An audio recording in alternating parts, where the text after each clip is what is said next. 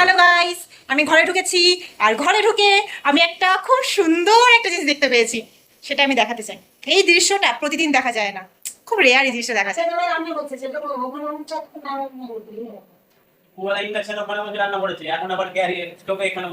বাহ, আমার দাদা ঠিক এই জায়গাটায় বসে, এখানে বসে আমার দাদা সকালবেলা ইন্ডাকশনে রান্না করেছে।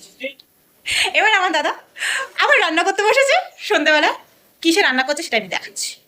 এই যে আমি ঘরে ঢুকছি আর আমার দাদাকে ঠিক এই পজিশনে দেখেছি। কি যে শান্তি পেল মনটা, কি যে শান্তি পেল, কি বলবো। এখন বাজে 9:30।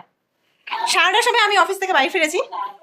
আর এখন আমার দাদা লুচি করছে ফর আস। সকালবেলা ওই রান্না করেছে, এখনো ওই রান্না করছে। আমার মা হেল্পিং হ্যান্ড হিসেবে কাজ করছে। সব ভাগে জোটে না এত ভালো দাদা, কি আর করবো বলো। না, কেউ খাবারের লোভ দেবে না। কেউ কি লুচি খায় না বাড়িতে? আজব তো।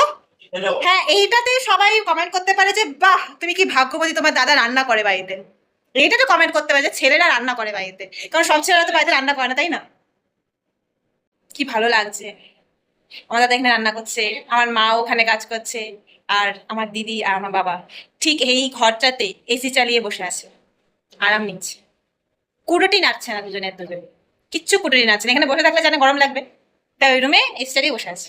আবার আমাকে কল করে ডাকা হয়েছে যে এসিটা চালাবো, তুই না আসলে দিদি বলেছে এসি চালাতে দেবে না, তার জন্য ওকে কল করে ডাকা হয়েছে।